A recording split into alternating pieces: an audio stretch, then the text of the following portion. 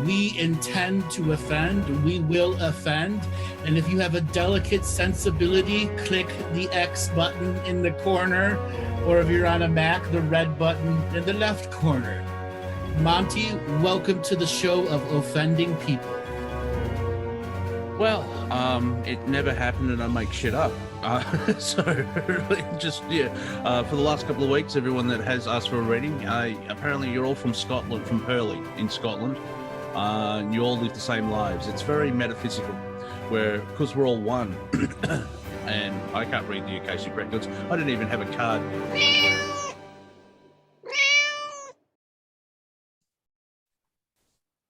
Now, do we go now? Welcome, and welcome. I just want to, I'm going to out Andrew by saying welcome 4 times, not 3. And welcome to the most secret comedy show on the internet. Because look at that audience, please. They're all shuffling in. I've been listening to a lot of Richard Cheese. So if I start breaking out into lounge, he reminds me of you, Bruce. It's the voice. I don't understand why. Who is this? A lounge singer called Richard Cheese. Think about it.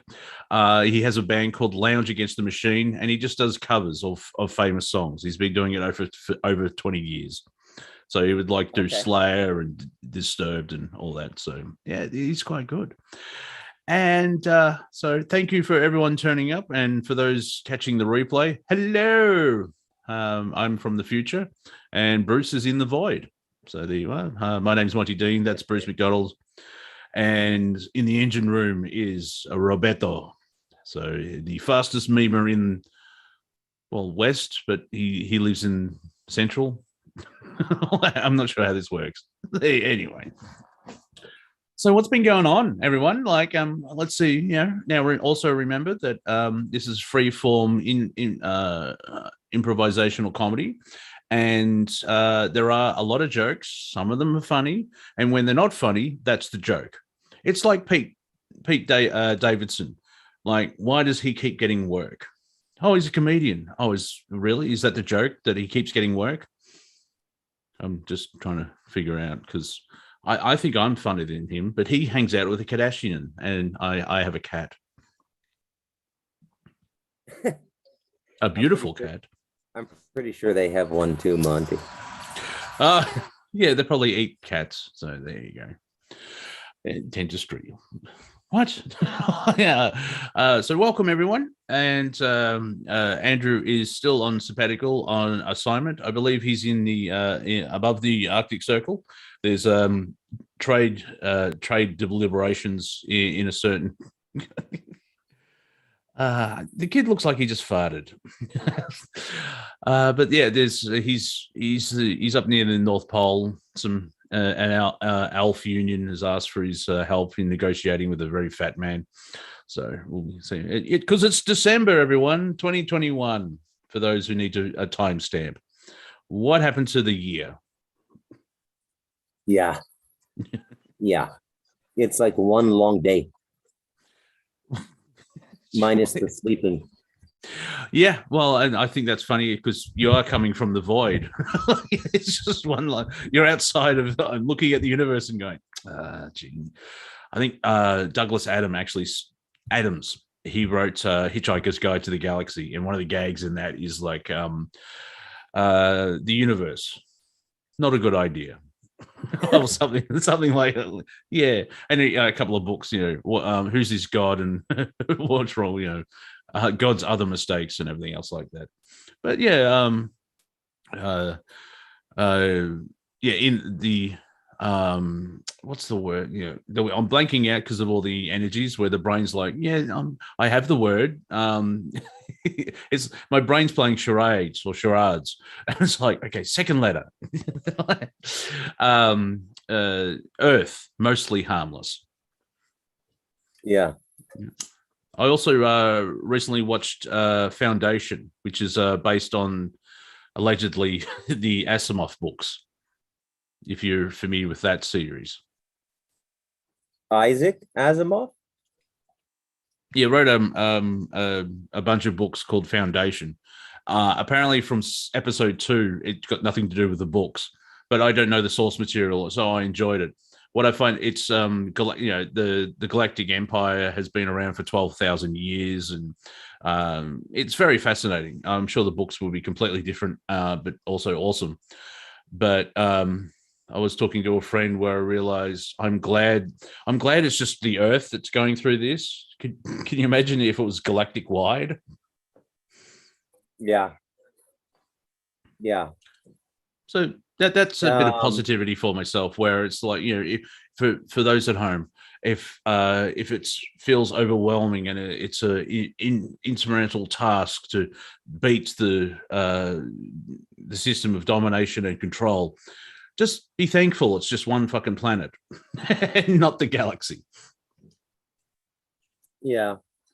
I think using this planet as a springboard, though, a lot of other planets have been affected.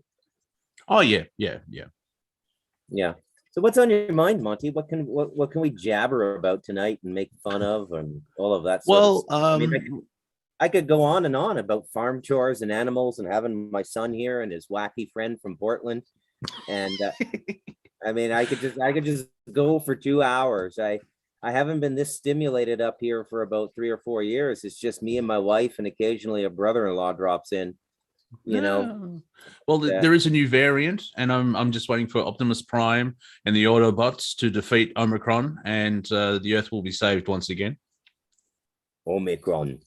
Yeah, so I saw an article written by the chief health officer for South Africa, a woman by the name of Coetzee. I wonder if she's related to J.M. Coetzee, the Nobel Prize winning South African writer, but that's not relevant. But she's the one who identified it, and she's wrote this article about like the world's response to it, mainly guided by Britain's response to it, which is she called the greatest overreaction she's seen in her 33 years of medical practice and public life as a medical officer. And they don't even know that much about it anymore. And, it's just another example. And I don't know why, but, certainly we can speculate why, but, certain leaders in certain countries, they seem to be just looking for opportunities to keep the lockdown going and everything. And, I'm convinced it's their attempt to bring about this great reset, but I don't think any of this is going to work. I don't think anything they've got lined up is going to work. And I think people need to get prepared for like fending for themselves, not in a Mad Max kind of way, but just massive supply chain failures, right? And how do you pick up the slack on that kind of stuff? Because it's going to get a little chaotic. And it seems to be focused really on the Five Eyes countries. It's Britain, the United States, Canada, Australia, and New Zealand. The Five Eyes. Those freedom countries here. Yeah, tell the folks what the Five Eyes are, Monty. We don't know. There could be newcomers here. Well, if you watch your James Bond films, they get up to 9 eyes. But there's an agreement with not yet. I've clicked a button, accidentally downloaded it, but it's a shitty cam one, and it's interesting to see the response for it. But I will eventually watch it. So not yet, but I will. Yeah, it's out. It's not bad. It's a bit of a sad ending if you've been following the series and everything. They said it was a really woke Bond. I didn't find it that woke. I found it really balanced. Yep. Oh, there she is. Yeah. Because 007 is just it's a code name, so obviously it can be changed. People can change, but Five Eyes is an agreement between the United States, the United Kingdom, Canada, Australia, and New Zealand, because it's illegal for their own governments to spy on their citizens, so they spy on each other. It's like, oh, that's just great. Yeah. And so there's that sort of, not a political block, but it's there's that connection with everything. And when that came out, a lot of people was like, say what? And Mr. Macdonald, we're going to detain you for a week at headquarters at CSIS because we received a file about you from Australian intelligence. Yeah, which is a oxymoron, like military intelligence. What? That doesn't make sense. So that's the Five Eyes. Quickly to add to South Africa as well, where they have to deal with what? Okay, I don't know who that is. A voice from beyond. That's Robert. Yeah. Oh, yeah. He's alive, ladies and gentlemen, as you can see. South Africa has to deal with HIV and malaria, and they've got high-end levels of lab equipment and everything else like that. And apparently they discovered the variant, which I think even up to 5 months ago. It was only released to the public, say, a week ago. And everyone is just like, oh, it's a South African variant. And it's like, and South Africans are like, no, it's actually global. It's turned up here in Australia, which is slightly ironic because the only way you can get into Australia if you're double dosed. So the vaccinated are carrying it. How's that for narrative shattering? Yay! Yeah. There's more transitioning going on with that virus than there is in the Kardashian family. Oh, exactly. Yes. Yeah. Just don't let it drive. But they skipped over with the variant. They skipped over the names because now the thing. Oh, you can't call it the Wuhan flu or the Chinese flu. That's racist. Well, you can't technically call the Spanish flu Spanish because it was it Nebraska. It was an army base in the Midwest in the United States, and then they send all those troops over to Spain, and then the Spain media actually wrote about it because they weren't that controlled, and the rest of the world calls it the Spanish flu, which if you want to get a bit sort of a bit far left, it's like, how dare you? It's not, we're not Spanish, it's not the Spanish flu. And of course most of the people that died from that flu, can't think of a name now because I'm not saying Spanish, because everyone wore masks for 8 hours a day, but it was just basically linen and all the crap the body gets rid of because that's not good for us. Get it out. Just sort of I think like pneumonia and mold and all this stuff. So good times. However, it took forever to. I think it popped up in Europe and it took 2 years to get to Australia. Compared to now, compared to now where it's everything. It's a 24-hour news cycle, and you can get around the world in 80 hours instead of 80 days, which is another problem. However, we have the internet, which for let's just call it the New World Order, because it's instead of they, we'll just call it the New World Order. That backfired. Oh, that's right, the new flu season. Yeah, because they skipped over too. It's the Omicron variant, which is like, is that a Transformer? Didn't Orson Welles voice that in the film? For those without knowing the history of Transformers, because you probably have your life and a partner and kids.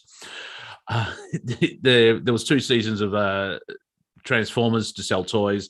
Then I think 1986 they did a movie. They put the budget into that, and it's referred to as the Great Massacre of 1986 because I think one character survives. Everyone else gets killed because they wanted to bring in a new toy line. So Optimus dies, Megatron gets transformed. I think Bumblebee survives, and that's it. Then you get all these new characters, and I just like, but there's a planet killer called Unicron, and it's voiced by Orson Welles, and I think it's one of the last things he ever did is to voice that. So there you go. It won't save your life, but if you're playing Trivial Pursuit, you can dazzle your friends. I got a storm coming in here, Monty. I can't tell. Rain's hitting my back. Oh, well. Aren't we lucky?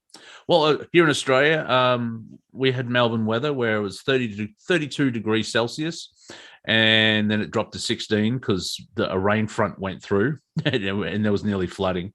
So it was good, hot for most of the day, and then the cold change came in, which is so much better than say 4 days at 40 degrees Celsius, over 100 Fahrenheit, where everyone's like, and now and our pandemic bill passed through the Parliament as well. So it'd be interesting to see what happens on the 16th of December when that kicks in, if we'll go into another lockdown, because they're pushing the whole, as going back to the Omicron variant. They believe it's still worse than like if Ebola had sex with AIDS and gave birth to even blacker plague. Yeah. Hey, tell us more about what's going on in Australia. Like what are living, what's the lockdown like, all of that sort of stuff. Well, here in Victoria, we have the pandemic of the unvaccinated. So we've got vaccine passports. I've realized my life hasn't changed in 7 years. I only have to wear Omicron. Oh, yeah, let them fight. I just have to wear a mask in the supermarket. And I mean, we've had conversations on other networks where people, oh, you're wearing a mask, you're a slave. It's like, you pay income tax, the IRS. Shut up. But remember, like, beforehand you couldn't wear a mask because that ruins the facial recognition programs. So I'm still wearing one. And if all the vaccinated are out and about and they're milling around, and you still can catch a version of the Delta variant or whatever and transmit, it's safer to wear the mask now. So it's that flip. And it comes down to free choice. So when I see someone wearing a mask, I don't instantly think you're a slave. It's like, oh, free will. Because you've been to Asia, especially like Beijing. They have so much pollution that people wear masks anyway to help filter breathing in the stuff. And so now it's basically like where I live in. I live in the Middle East. I'm in Nuttawading. That's a local reference. It's the east of the city. Anyway, there's a large Asian community here. They're ruining Box Hill, but they would wear masks as well, just like during flu season and everything else like that. Because if it's 7 degrees Celsius outside, which is extremely cold for us, and you get on a bus where everyone's rugged up and one cough and it's like getting on a plane where it's a fart tube for 8 hours. You get on a bus and the germs just go haywire.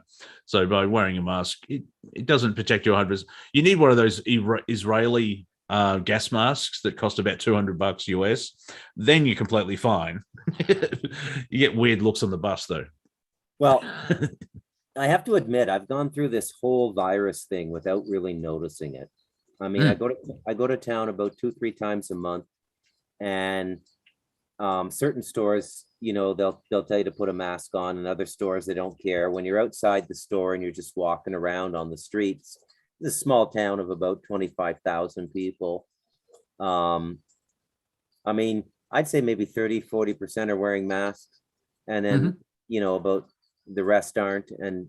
But you really don't have that sense of emergency that I only get it because very stupidly I stay connected to social media, and I read the newspapers in Canada and Australia and the United States, but it's playing out like a dream for me almost.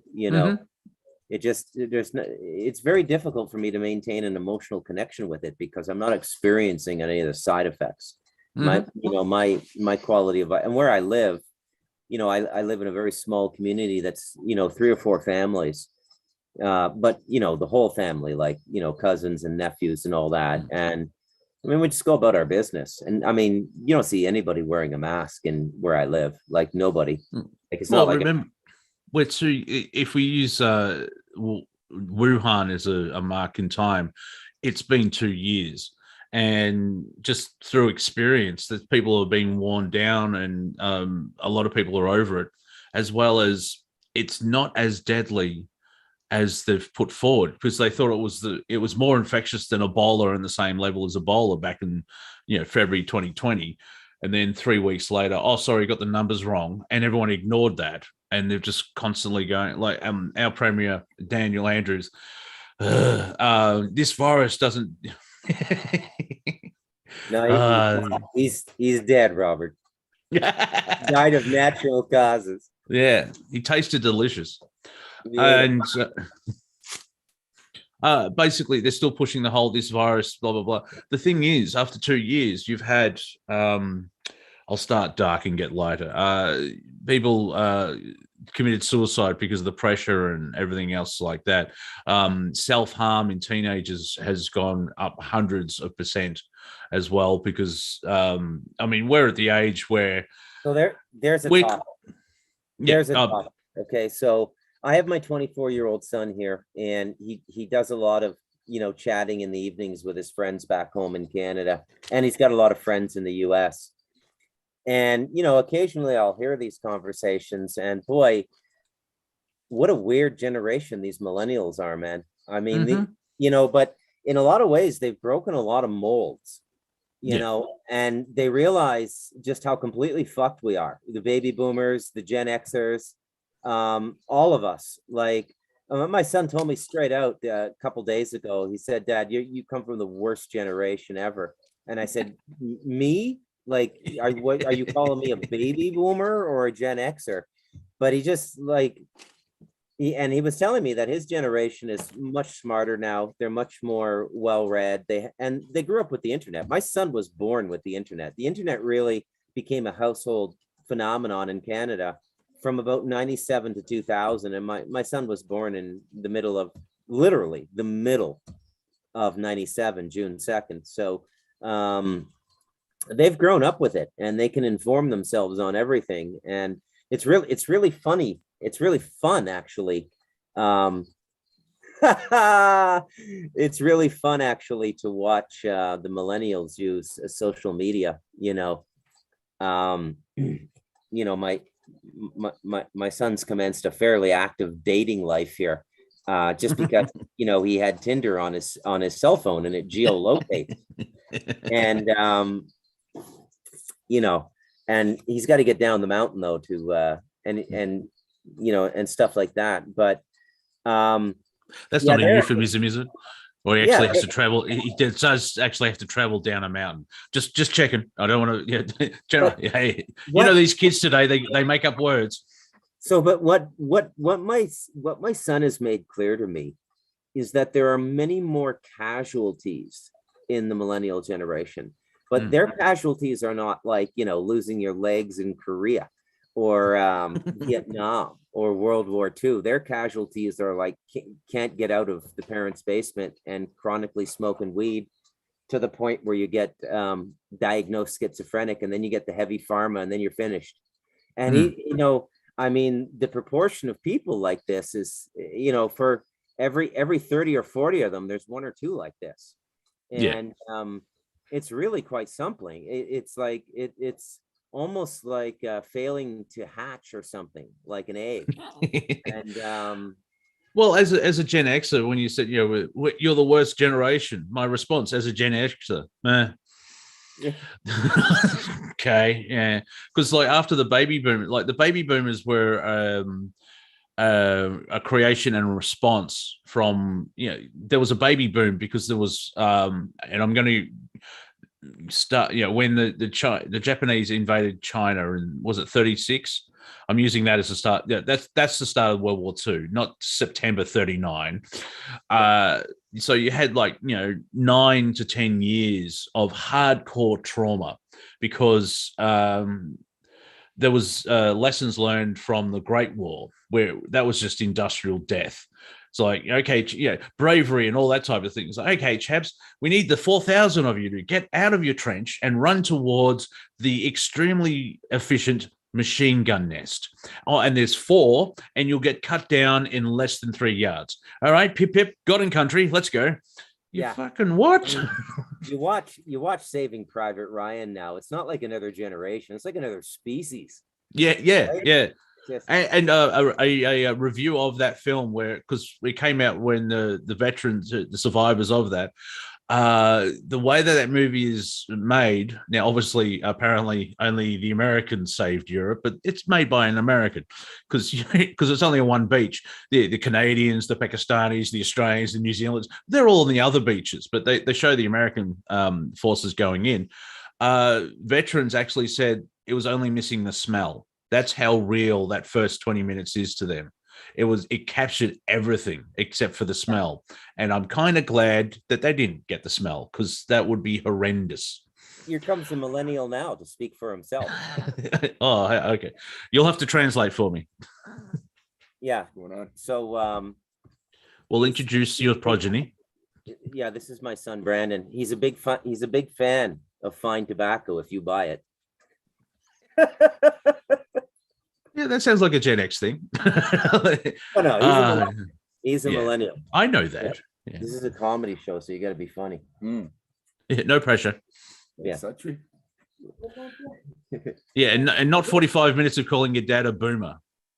Oh, yeah. So what were we lost audio again. It's like, okay, I think your generation is like probably Oh yeah, we lost audio, so we missed all of that. okay. So I have this theory that my dad's generation is about the most self-centered generation the world's ever produced. Okay. Everybody thinks Now see, that's funny from a millennial. Keep going. who raised us? Who raised this generation? He's got an answer for everything, Monty, and he can take us physically. No, well, yeah, that because we're old, but I would say the internet raised you, because we're Gen X. Yeah, whatever, groovy, man. Because we're the response from the baby boomers. So that's what I was getting at. It's like the greatest generation ever, which I learned from Seinfeld. The people that got through the war, they had their generation came out of World War One, and that was shocking enough. Remember when World War One was just a European civil war, and then you had the Roaring Twenties, which was kind of cool. Then the crash and the depression to 33. Then World War II kicked off. So they were kicked in the nuts 8 times. And after World War II, everyone's like, "All right, don't mention the war." And that's why the 50s was so everything's perfect, but it wasn't. And so there was all that repressed stuff. That's when the baby boomers were created, because there was a baby boom. See how this works, labeling. And the 60s was when they became teenagers. And then you have Gen X, where they're a response to, like, the generations usually have a response to things. So, like, with millennials, I can totally understand, because I'm a Gen Xer. I mean, the 90s was just really, really... Well, grunge was popular, so everyone was a shoegazing stoner. Yeah, life's great.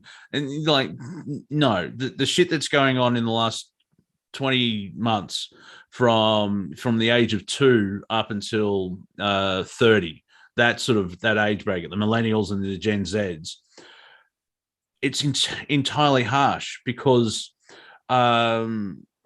with Gen X, we sort of had a life, and then the internet entered it. So we remember where we actually had to be home to talk to someone on the phone, because the phone was attached to the wall.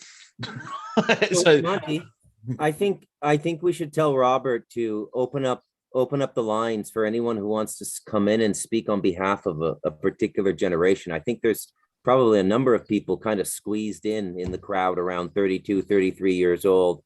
But not quite millennial, not quite Gen X. So if anybody wants to speak to this topic, that's fine. Yeah, raise your hand. Yeah, all of this stuff is just urban egghead bullshit. It's a hall of mirrors, right? It's Edward Bernays, it's Madison Avenue. As soon as you get back to nature, you know what impresses my son and I now? We doubled the fucking weight on our Abaca for the next harvest with proper maintenance and fertilizer. And that's intergenerational, man. Intergenerational. I came up one of my sayings. I came up in, I think it was 96, 97. It's like, I'd rather be farming. And you can see it's like, well, yeah. I told you 5 years ago to buy a Quonset hut and start a 5,000 chicken operation. You thought I was fucking nuts. You'd be making 200 grand a year right now. No, well, yeah, I don't have the money, and B, my backyard's not that big. I've gone through this with you. Well, you got to rent the space. You got to get a couple partners. You're the idea man. Find the money people. People with old money are stupid. They've lost their creativity. They need people like you. Yeah. Well, they still listen to the government and the media, and that's why we still have people championing the go. They're doing well. A friend of mine told me that her 9-year-old daughter was told in class by a fellow student that Daniel Andrews is saving us and he's doing a good job.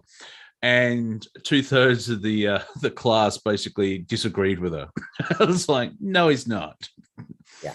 He wants to save everybody, but no, but that's the thing where, and this generation, as you said, it's egghead urban crap. It's divide, classic divide and conquer, where I still defend myself, and because I hate the term, oh, your generation did this, or humanity, you blame humanity for this. I don't remember invading fucking Afghanistan. I was against it. Yeah. Because I read a history book. It's the graveyard of empires. And the Afghan people, they're like the Vietnamese people, where after 1,000 years of being being slaves, they kind of want to look after themselves. And that's why the whole Vietnam quagmire was created. And I'll stop ranting now. No, I totally agree, man. I totally agree.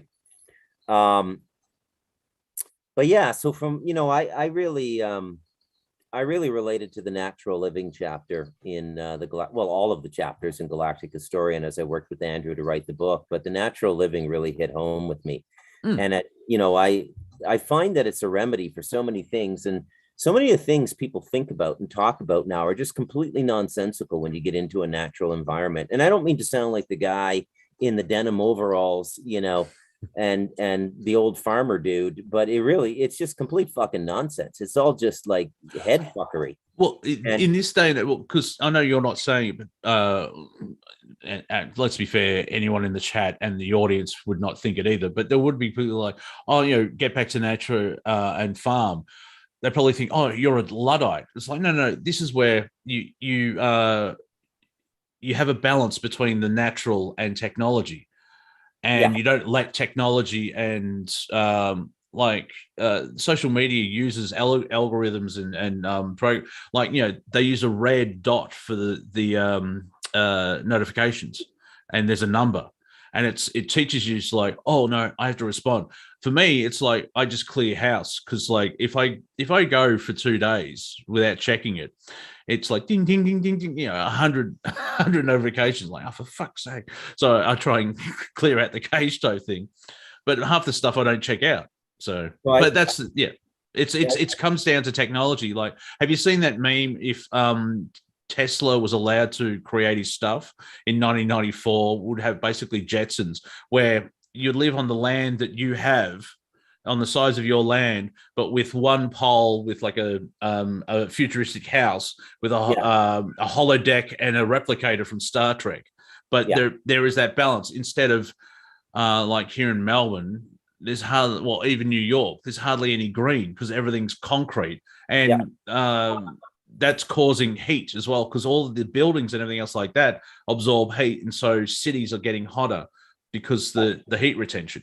Instead of having, like if you're feeling hot, you go outside and a torrential rain probably blows you off the veranda. But we're in the rain season now. Actually, it's pretty intense. But it's kind of nice though to go through a whole lazy rain day. We have some construction projects to do, so it's a little bit pissy that way. But everything. What do you think, Brandon? I mean, you've been living in the West End of Toronto for most of your life. You came here and built this house. You've come back, and now you're thinking of staying for a few years and getting some more businesses off the ground. How long have you been there? You turned up about a month ago or something? How long have you been here this time? Yeah, I've been here about a month now. I'd say in total though, I've spent 3 years in country. So yeah, I know. It's like speaking of Vietnam. Yeah, you don't know what it's like in country. But that's yard stare. Yeah, but that's good, because you'll have a fresh point of view of, like, you've seen it evolve over time, because your earthbag house wasn't there. You actually built it.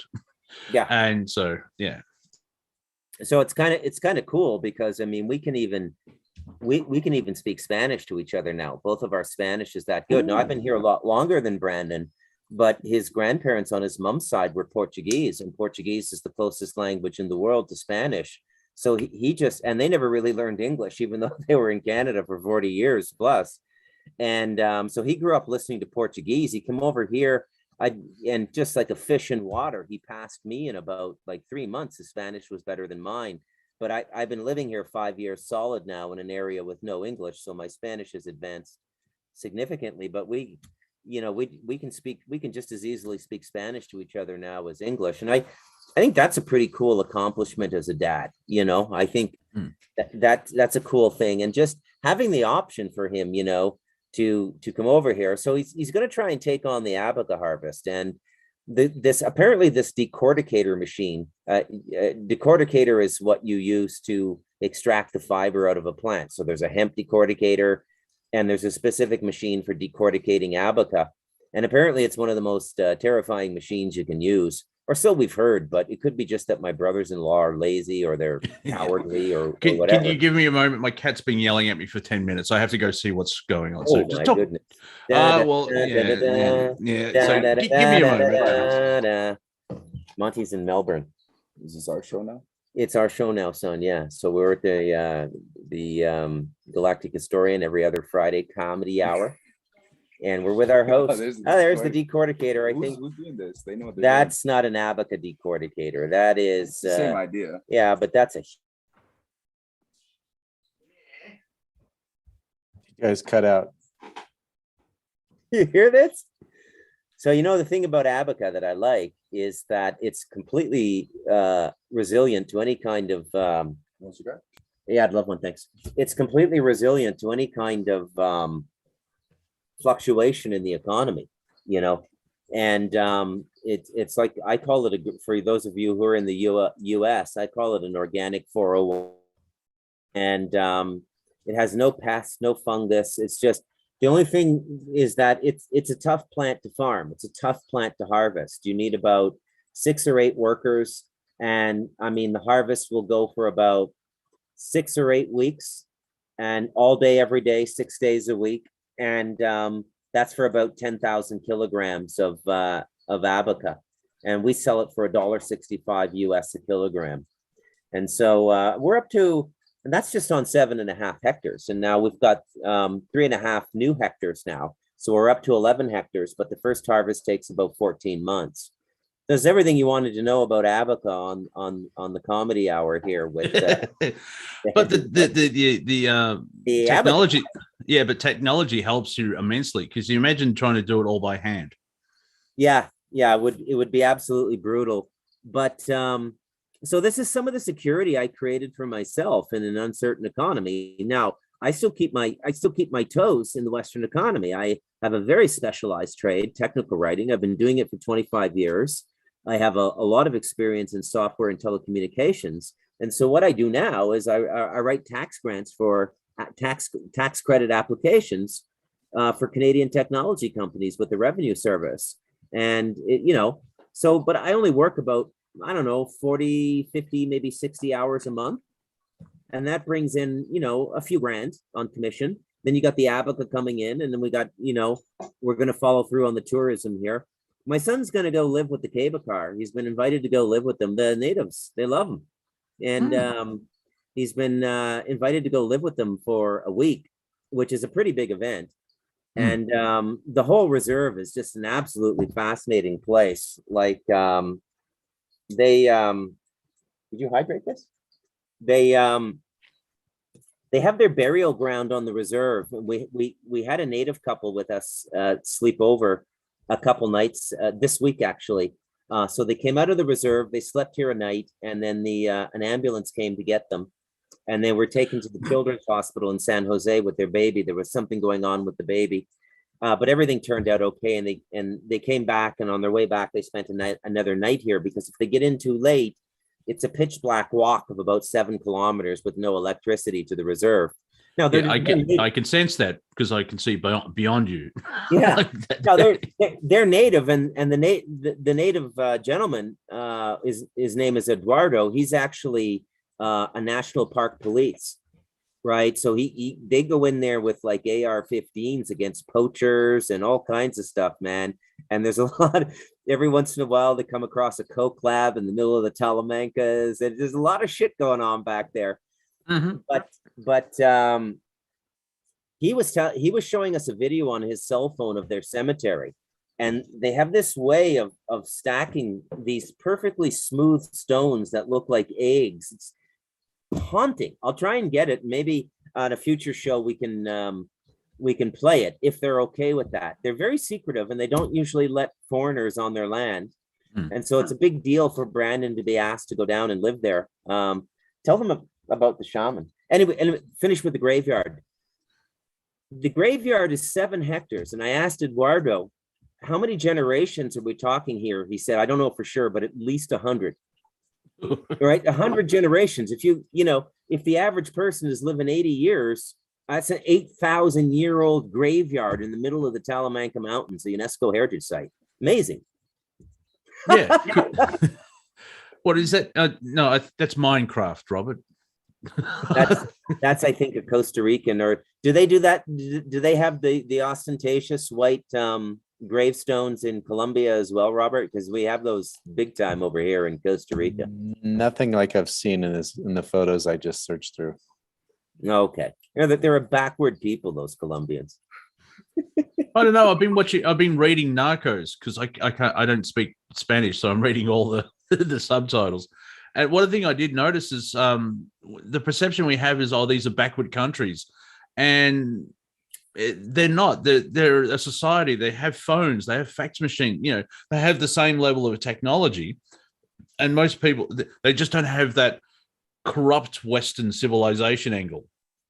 Yeah, where on paper the Western civilization's cool, but you've got all the corruption in it, and that's the problem. And so I really should leave the country and go walk about the planet, but not at the moment because it's run by fucktards. However, I will do that. We're lucky enough to know somebody who I would consider to be a bona fide shaman, and that's Andrew.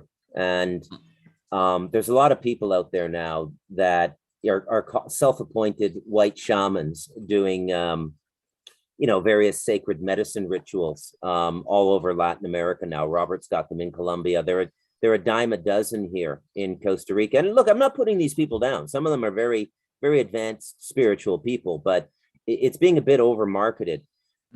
My son, 3 weeks ago, had occasion to for the second time to meet the shaman of the Abaca.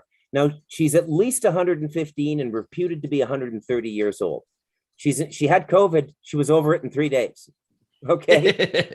Right. Now, Brandon will tell you about what it was like meeting her. He actually walked into her yurt, and that's what I mean about Western shamans. Yeah.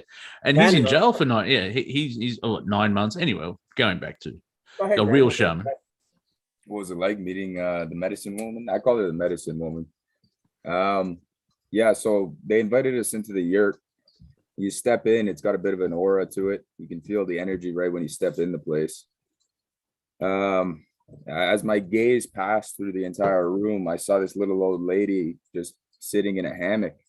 We went over. My dad's wife, Rosemary, gave her a hug and a kiss. And the second I made eye contact with the woman, it's like a surge of energy hit my body, even greater than just walking into the yurt itself. And I couldn't help myself but bow. Like I just bowed the second I made eye contact. Millennial bowing. Yeah, I get it, Bruce. Yeah, it's just like you can't even describe things like this. You need to feel it, but it's otherworldly. Yeah, it's when like I remember Bruce has mentioned where you meet people at that level spiritually or energetically, where the main positive thing out of it is just to be in their energy field, and it raises your vibration type thing. And of course, sometimes they're a bit cheeky, if I can say it that way, where you ask them questions and a lot of the answers are like, well, what do you think? Like, are you fucking what do you think? What does that mean to you? Like, yeah. But then you could find one that loves soccer, and you can speak about Manchester United for 45 minutes. Yeah. Oh, I don't think he did that well. Or that's one thing. Like, I know cricket's not big in Canada, but it is there. in the World Cup, Canada actually put together a team, which is cool because it is kind of global. But that's the thing, like here in Australia, you can skip over racism and hatred between people, because if you get now it's not a stereotype, but if you've got an Indian cab driver, you could spend the entire trip talking about the last test in Mumbai. Because there's that connection, it's either soccer but because cricket is global and it's usually countries against country, you can skip over all the differences. You start going, well, Shane Warne had this flipper and all the cricketing references. Yeah, cricket. I've never quite understood that game. I've seen one cricket match in my life. It was in Guyana in South America, beside where Robert is there in Colombia. And I found it boring as hell, but somebody was buying me free Heineken, so I sat through it. Yeah. Well, it's if you know what's going on, it's better than baseball, because I've watched a game of baseball. I'm like, do something. But they play a game for 5 days, and it's referred to as a test. That should give you a hint. Like, but why do they play for 5 days? It's a test. Yeah. But yeah, it's the strange thing. You can condense cricket down to two things. It's all like on the scoring sheet. It's all about a dot ball when nothing happens. Yeah. It's the only game where you go well left. Because like in baseball, it's a strike, but it's like, oh well. So the fast bowler gets the ball at the wicket near the umpire, and then walks back about 30 feet and polishes one side of the ball so you can get swing on the ball, and turns around and then run as fast as possible, and then yeets. How's that? A millennial word. Yeets the ball, throws the ball, but it has to bounce before you get to the batsman, and that's where you get the swing from. And the batsman can decide to just move out of the way if it's not going to hit the stumps, and go to the wicketkeeper. And that whole thing can take up to 20 seconds. And well left, it's well played, but it's a dot ball. And so for a fielding side, a dot ball is perfect because no one got a run. But as a batting side, it's a negative thing because no one got a run. It's all about the dot ball. Yeah. But there is strategy and everything. It's very English because it was created in England. So it's basically lawn chess with a ball. Yeah. Do they play it in Australia? Oh yeah.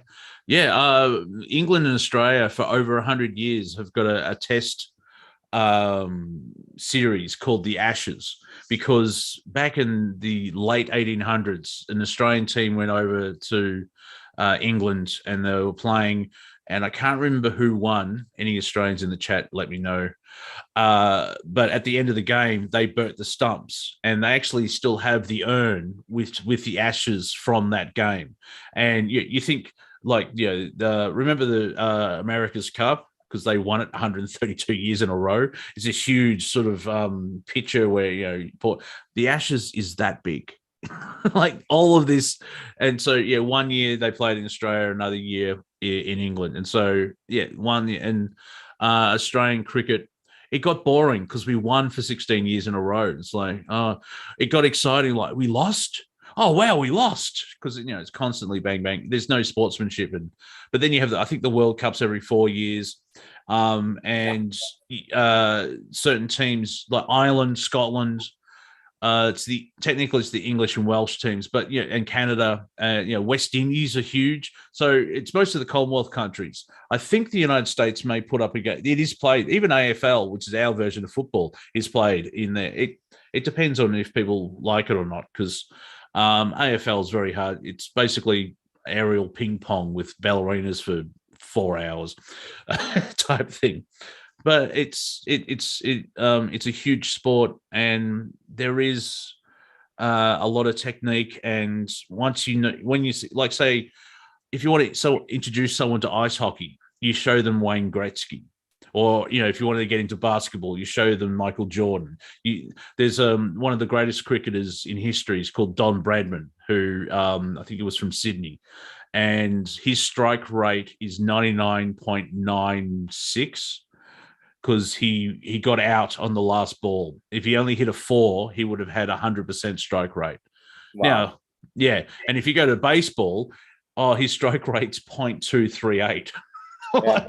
It's because of the way that game's played.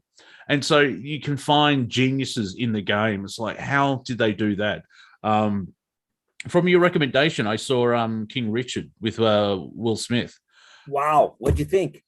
I enjoyed it. I know enough tennis and I couldn't give an ass about it, but the movie is made really well. And there's an element, it's not a remake of Rocky because of the ending, but it has that feel good sort of Rocky feel to it.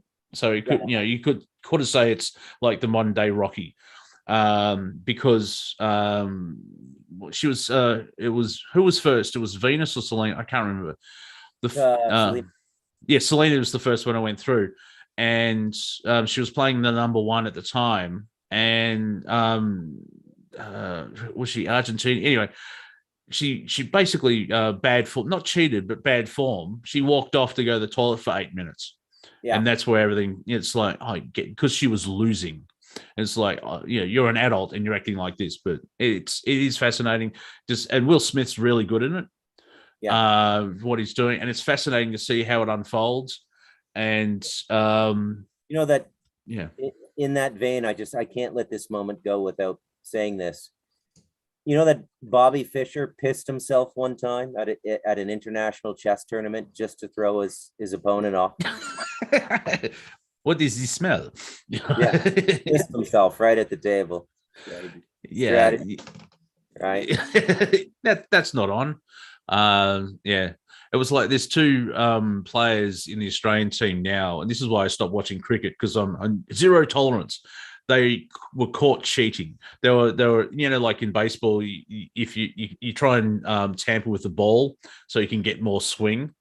Yeah. They decide, the captain and the vice captain told the bowler, just tamper with the ball, get your thumb into it and try and get a bottle cap and scratch it or something like that. But they did it on international. It's an international game.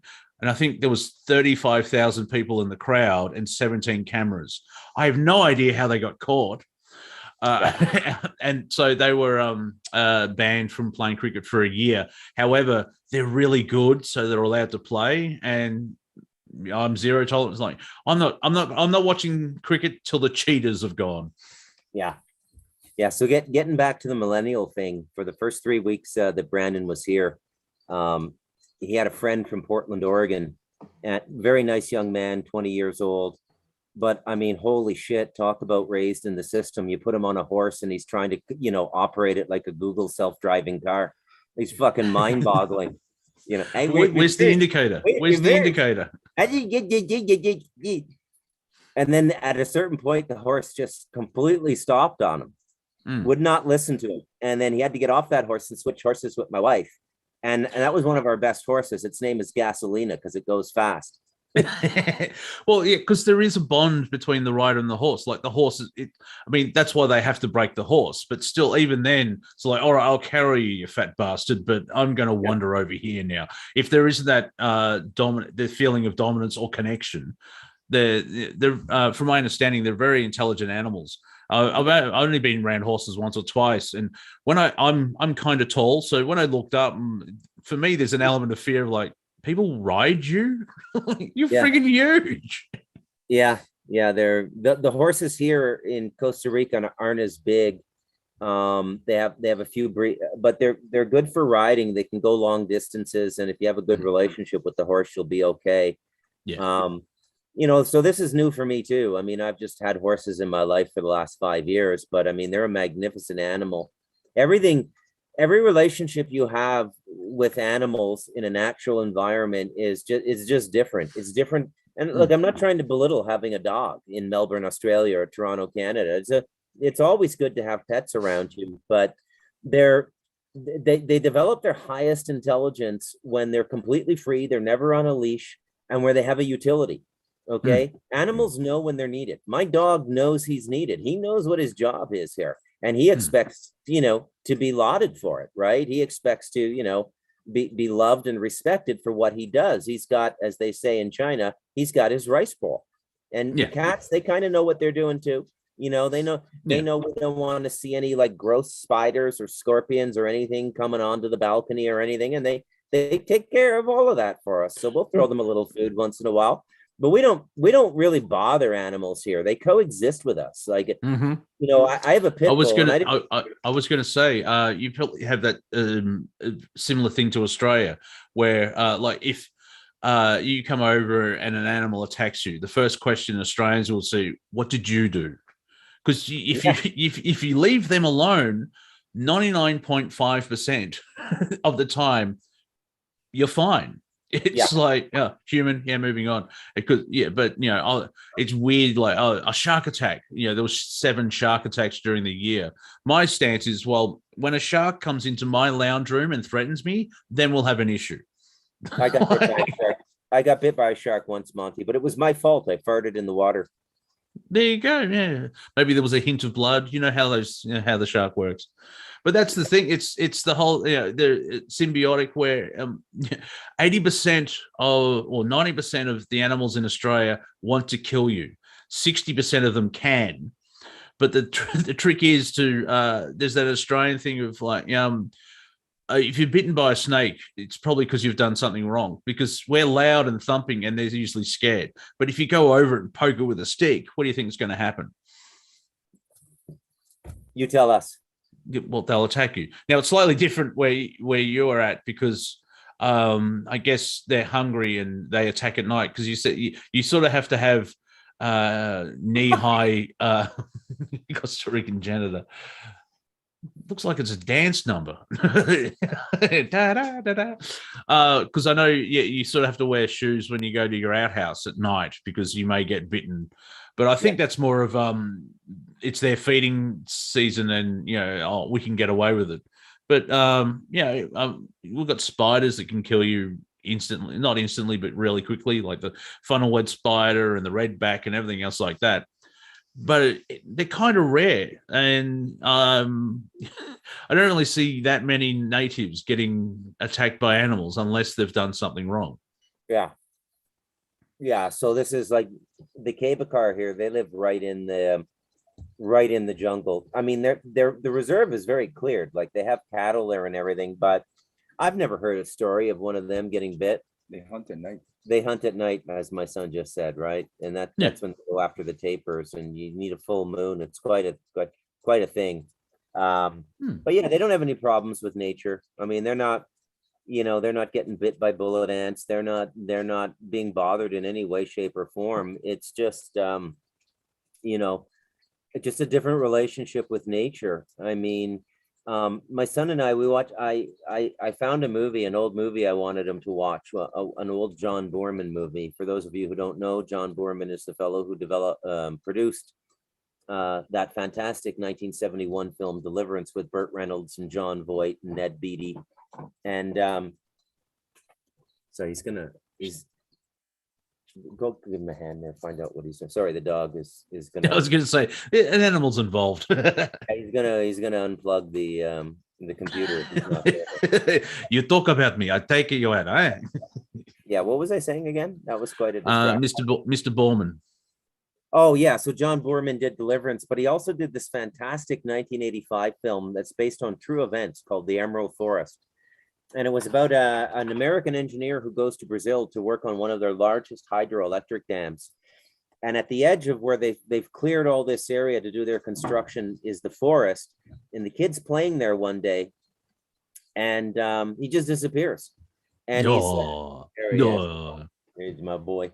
And he's just sort of taken by this tribe called the Invisible People, who really exists. This is all based on true events. And he's about 5 years old, and the father searches for the kid for 10 years. But it's one of the best like rainforest movies you'll ever see in your life, and it really is accurate. There you go. There it is. Yeah. Oh, that's is it Powers Booth? I think that's his name. That is Pimp number 2 from Deadwood. Yes. Oh no, that's what's number his 2, name? Al Swearingen is number 1. Philip Marlowe. Going a bit noir. There you go. Well, that's incredible, Monty, that you pulled that off the top of your head, man. Well, no, yeah. There's a YouTuber called Razor Fist, and he loves the noir, like the pulps. And he recommended stuff. And instead of reading the books, it's like, well, let's see what this is all about. And Powers did 2 seasons of Philip Marlowe back in '83. I think it was one of the first season or TV shows that HBO did. And yeah, basically, you watch 12 episodes of Philip Marlowe and you understand where all the parodies come from. Yeah. All the comedy and everything is like, it was a hot night. It was a hot, sticky night in Telemaco Mountains. And I was on my 3rd cigarette. And then this broad walks over and says, "Get out of my house." Type thing. Yeah. So a lot of what we know now about rainforest culture in North America and Western Europe is the product of an ethnobotanist by the name of Wade Davis. He was Canadian. And he was National Geographic's quote unquote explorer in residence for a decade. And he went and lived in the rainforest, and through him, other academics were brought over to interact with these shaman and medicine people in the rainforest tribes. And this is where, all of the ayahuasca and everything comes from. And, you can read papers on this stuff. Wade Davis has written it, and the formula to produce these things, is extremely tricky. And there he is. Yeah, thank you very much. You're a fucking very efficient producer here, Robert. That's how he keeps his job. Yeah. Yeah. So Wade Davis is, if you can find one of his books, definitely give it a read. After the Galactic Historian, The World According to Andrew Bartz, of course. And available on Amazon in paperback. Yeah. Oh yeah, my son finished it his first week here. He got like the first half done on a 12-hour layover in Houston, and then it took him about another week and a half to finish the book. But he was quite immersed in it. I just thought of another story idea that you wrote a book about a 12-hour layover in Houston while reading the Galactic Historian. Everything's so weird now. Yeah. So, but when the they're saying that the medicines and the things that these people can create in the rainforest it's postdoctorate, and they couldn't even understand how they could do this outside of a laboratory environment to keep everything clean and in its proper measure. And then the other great question is, like, how did you figure all this out? There's no way by trial and error you could have figured out all these medicines. And the answer was, of course, that the plants speak to us. They speak to us in our dreams, right? Yeah. And we live with a culture here that still has that connection, and it's quite something, and the graveyard is it's absolutely haunting to see Eduardo's like 30-second handheld phone video of their graveyard, and to think that there's 100 generations there, Monty. These people have been living here for 10,000 years. Before the Bible, before Lao Tzu, before everything. Mind-boggling. Yeah. I live in Australia. We have the oldest living culture. And so I totally understand. It's like, the Bible is like, yeah, but there's a local tribe that's existed for 75,000 years. So like, hey, you do you, nothing wrong with that. But also, after what, thousands, tens of thousands of years, if they haven't learned to live with the land, something's completely wrong. Yeah. Hey, do you think we can get like a 5-minute break? I would say so. Yeah, we're an hour in. Yeah. Robert, do you have something on the shelf that we could just play for 5 minutes to give everyone a break? I will in about 5 minutes. Ooh. I see your 5 minutes and give you another 5 minutes. I'll take it. He's working on something. Monty, are you keeping up with the chat there? Yeah, I'm reading. Okay. Good. I've been a bit remiss. No, that's all right. They're just basically saying how pathetic you are and how awesome I am. It's just the normal stuff. That's your best joke of the show, Monty. Yeah. Thanks. Monty can stand up in Melbourne, Australia. Yeah. No, I'm not. It's work land down here. I can't go on stage, and also because I'm unjabbed, they won't let me in because vaccine passports and everything. So, good times. No, Because with the passports, if the viruses work, why do you need a passport? If the vaccines work, why do you need the viruses to do work? If you have vaccines, why do you need a vaccine passport? And if the vaccine doesn't work, why do you need a vaccine passport? And it's nothing to do with health. It's all about punishing thing. And it's here in Victoria, they're thinking of it. We may have to have the vaccine passport economy till middle of next year. And it's like we're allegedly up to 95% vaccinated. And so like actual doctors, immunologists and however you say it, have said, well, that's kind of silly because the amount of people that would get sick would not put a burden on the medical system. So let's open up. Now, of course, the medical system's having trouble anyway because of the vaccine mandates, and all these health workers have been fired. I do find it funny, United Airlines, where they came out and said 95% of our employees are vaccinated. Yeah, but you've only got 100 employees. Last week you had 3,000. So my biggest question throughout all of this is why aren't more people asking the questions you just listed? Like, this is really a litmus test for how stupid our compatriots are, right? Which is furthering the case that you should set yourself apart, because these are the people who got your back, your left and your right, your neighbors, and they're all like, hey, you're not vaccinated yet. It's about sustainability and community. So finding a community, and it's there's a lot of endings and shiftings and stuff. Like I don't know, did I mention last comedy show? I have to move, but I found somewhere to live. So the universe has worked out well. I'm just paying $20 extra and I'm getting a double garage. The unit's actually bigger, and the backyard's 3 times the size of where I'm living here. I'm directly opposite my mum's house here, but I'm moving 9 houses down the road. Oh, okay. So you're in the same community completely. Yeah. I can walk to my new house in 2 minutes. Oh, nice. I'm glad that worked out for you. Yeah, I know that's it's. You should let go of that moving company and just go get yourself a wheelbarrow. Well, yeah, or a trolley. Yes, yeah. I may have to hire a van for an hour just for the 8 or 9 big items, but everything else, because I've got a car, I'll be slowly ferrying back and forward. The story of how I got this is very interesting as well, because I was like an hour and a half drive on the other side of the city. And I just got a message or a feeling like I need to move closer to my family. And because things happened and it was sole contract. So, I had to move. This was the 3rd place that I actually looked at, the only one I applied for. And the 3 places I looked at were all number 4. So it was 444, so angel number. And because my mum gave me a pre-inheritance, whoa. What do you mean angel number 444? That's the Chinese unlucky number. They won't go near a 4. I'm not Chinese. So that's how that works. Are you sure, Monty? Yeah, Scottish, Welsh, English with a hint of Prussian. Okay.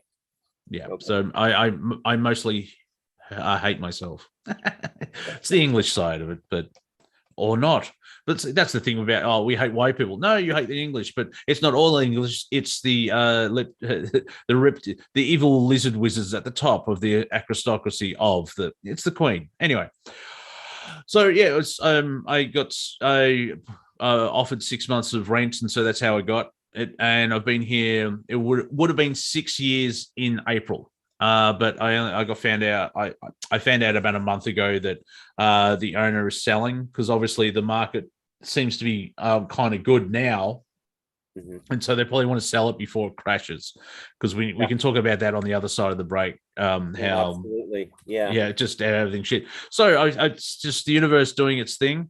Where this was the 3rd place they applied for, and they said yes. And so I'm still here close enough to help my parents, because they're going through stuff.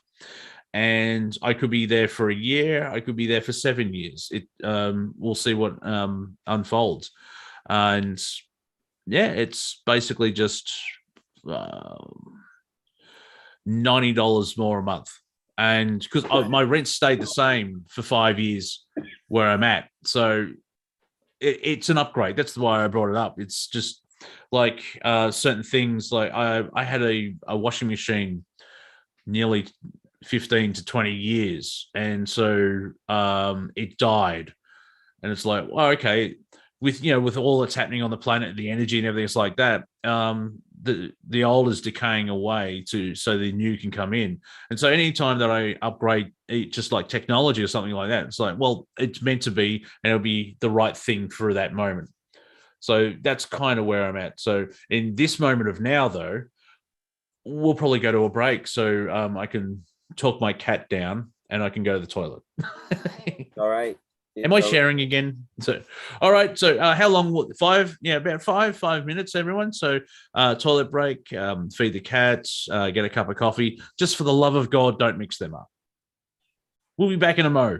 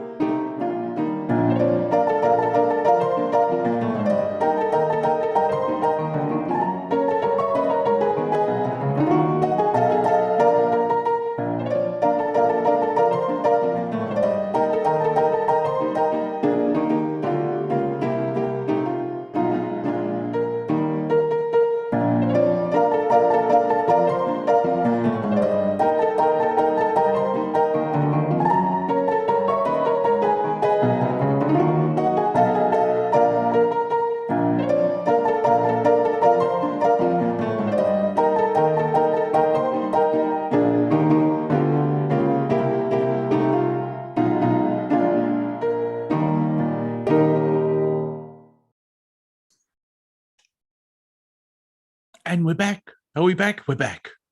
I'm back, your friend. Welcome back. Hello, Monty. Oh, yeah. Oh, I watched the welcome back, everyone, to the Friday comedy.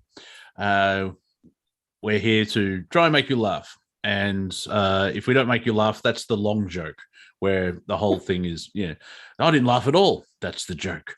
But I've been watching, I watched the Beatles Get Back documentary, all 8 hours of it. So if I start talking like a Yorkshireman, that's because of John Lennon. And you've got the hat for it, so that's a good thing. So I went to my cat and patted the toilet. No, wait. I did what I had to do. So we're back, and it's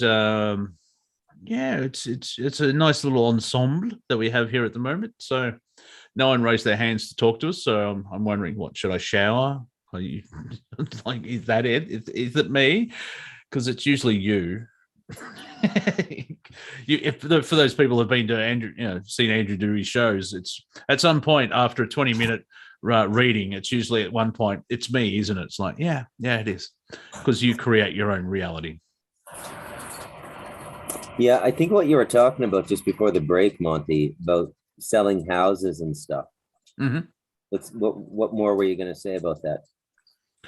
Well, just the way that the economy set up. Now, if we remember December 2019, where the economy was then, where it was teetering and it was about to collapse and all that type of stuff. Then you had the lockdowns, and most governments started printing money like it was going out of fashion, which doesn't make sense because anyway. So now, like, apparently Victoria is in the most debt in the country here in Australia, and Australia, I don't think we're almost hitting now. Americans, calm down. We're a small country. We're almost $8 trillion in debt, which I don't think the country has ever been in, compared to the US, which we're told is 23 trillion on the books, but who knows how much it actually is.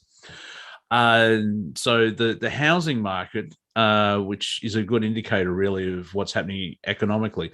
I mean, we could even talk about we only sort of touched on part of the effects of the lockdown, because we didn't get past suicide and the self-harm.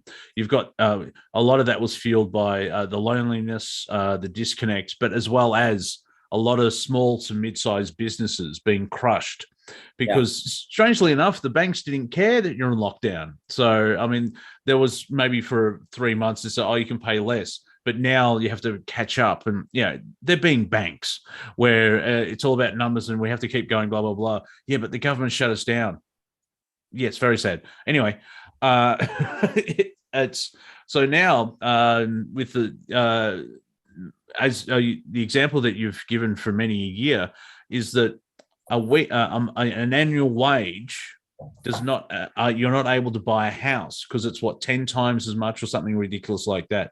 I've spoken to my parents, and I think my dad was earning $28,000 in 1974 or 75. Now, if I'm wrong, it doesn't matter. It's just an example. And I think the house was roughly, you could an annual salary, if you didn't buy anything else, which is not recommended because you have to eat, 1 year's salary, you could buy a house. Now, usually people would get mortgages like 15 or 25 year thing so they can live and pay it off. Now, I'll hand it over to you. Where do you think, what's wrong? Because is it Toronto where how much is, use the example that today's, how much is the annual salary and what's the price of a condominium? So this is an analogy I came up with a number of years ago on another talk radio show. And I mean, these things are pretty natural to me because I was raised by an economist and my brothers are chartered financial analysts. So there was a lot of economic talk at my dinner table. And, I asked my parents, and, in 1972, when we moved from Quebec to Ontario in Canada, and those of you who are Canadian know what I'm talking about, and those are two provinces in Canada, a separatist government got into my wife. A separatist government got into provincial power in Quebec, and it looked like they were going to leave Canada. So we left Quebec my dad loved Quebec. He's actually a Quebecer. He was raised in northern Quebec, and he speaks perfect Quebecois. And so we moved to a new home in 1972 in Ottawa, in the east end of the capital city. 4-bedroom home with a basement, and everything, about 3,000 square feet, big backyard, big front yard. The backyard and the front yard together are about a third of a football field. And it was, I think, $52,000, and my father was making $25,000 a year at the time. And so it's 2 times an annual income, right? Now, Yeah. the average income in Toronto is about $50,000 a year, and the average home price is $1 million, which is a 20-to-1 ratio of salary to home value, which is also the fractional reserve rate in most of the IMF connected countries now, 20-to-1. So you can lend out 20 times or 19 times what you have in reserve. Yeah. If you have a dollar, you can loan 19, and they literally created out of thin air. They've destroyed the economy. An economy as an ecosystem is eco from economy comes from the Greek oiko, which means household, and an onomy is a system of man-made laws. So everybody I know, like, go back to my oft-used reference point here, the Abaca tribe. I mean, if a new family needs a house, they just get together and they build it in about 4 days. I mean, it's they're beautiful homes, they're yurts, they're circular. Everything they do is circular. It's quite fascinating. And they have a conical roof that's banana leaf that goes up about 30 feet. And then they keep a fire in the center of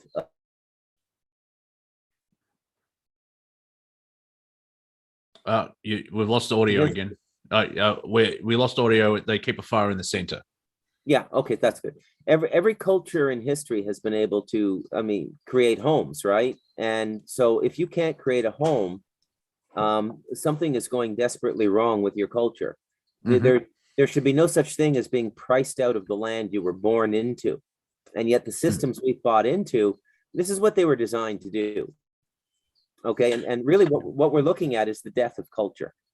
And death of culture is where you wake up one day and you don't live in a culture anymore. You live in a factory without walls. And that's very much what Canada and Australia and the United States have become. Canada, I mean, the United States probably has a little more culture than, Canada, Australia, and New Zealand, just because it's so colorful and it has such a colorful history. So they've retained a lot of local culture. So, Yeah, they broke away from the Commonwealth because Canada and New Zealand, the culture's backed off from England. It's that British culture, and there's still a mixing thing, but it's still British centric in a way. And so that's when people say Australia doesn't have a culture. It's like, well, it kind of does, but it's more British based, but it's decreasing over the years. And I would say it's the same for Canada as well. And also having Quebec where it's French, that's what makes it different from Australia and New Zealand. Yeah. The French have retained their culture. There's no doubt about it. It's a very unique place. English Canada, not so much. I mean, Toronto is one of the driest places I've ever been in my life. I mean, the greatest example I can think of factory culture, where you live to work and you work to live.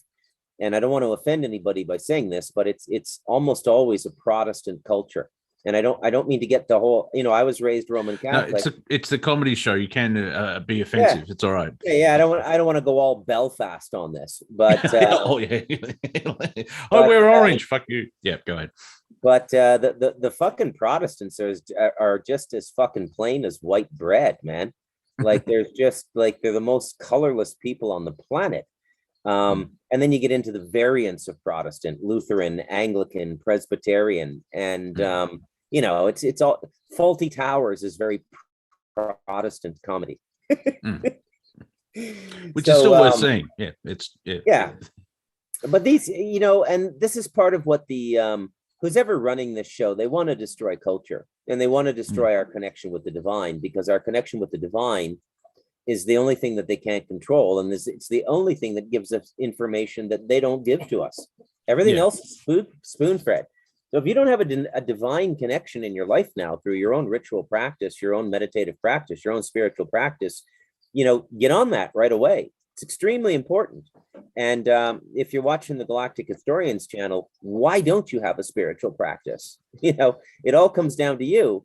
No more gurus, no more priests, no more rabbis, no more imams. You can learn what you need to learn from them and then go off. But it all comes down to you and your daily practice. What are you saying? It's me, Bruce. It's me, isn't it? But that's the yeah. Well, no, I'm not. I'll deal with me. Because there's like a timeline. You become your own shaman, and then the goal is you become your own god or goddess, because you are a reflection or a fractal of the prime creator, and you have this experience, and that's part of withdrawing energetically from the global narrative. And we're kind of seeing, like, they're seeing, I love how we say, oh, there's an awakening. It's like, yeah, it's a political awakening. Have you heard of Andrew Bartas? Because you have 99.5% more to deal with. You're only just at the corruption of a government. There's so much more. And that's, God. Yeah. Brett, my son and I had some fantastic conversations for about 2 weeks after he finished the Galactic Historian. And, well, speaking about your son, going back to the economy, that weighs on their mind heavily, because they're realizing now as a collective, we can't buy a fucking house. Yeah. Because we can't even save up the deposit to get something. And even if you do have the deposit, you have to find the right deal with the bank that you won't get screwed over. I don't know if it popped up on your radar, but I can't remember which...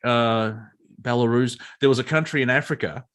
They borrowed from the Chinese, and because it was ridiculous, confessions of an economic hitman type deal, they couldn't pay it off. Their international airport now is run by the Chinese. China. And it's like, oh, we can't be racist to China. It's like, well, yeah, we can, because all the white supremacy. It's like, have you heard of Asia? I mean, Genghis Khan as one of the first, this is where the whole thing, they're trying to take down the West. Seth Rogen apparently has tweeted, he's got a new animation thing called Santa Inc. And it's totally full of identity politics. But he tweeted out, it went up on HBO Max, and he tweeted out, all the white supremacists are upset and blah, blah, blah. Just look at this thing. And a lot of people said, no, it's not that. It's just fucking crap. Because have you seen the movie Sausage Party? Yeah. He did that as well. Basically, they're in a supermarket, and all the food are alphanumeric, where they can talk to each other and everything else like that. And they believe that the customers will save them. And then they find out horribly when they get home that they're going to get eaten and stuff like that. But the big climax, pun intended, at the end is there is nothing to live for because they're going to die. So they have sex with each other. But it's Seth Rogen comedy, and I want that 2 hours back. Okay, but yeah. See, there's it's a false trap. It's a shackle you're holding onto with your hand. It's not actually locked onto your wrist or your ankle. You can just walk away. If I'm sorry to interrupt, but you just described the consent that's been given to the global narrative. It's fucking unbelievable. What COVID has taught me, I've known for about, not to the degree I know now after writing the Galactic Historian, but going back to, I started to figure out something was rotten in Denmark around 2003, right?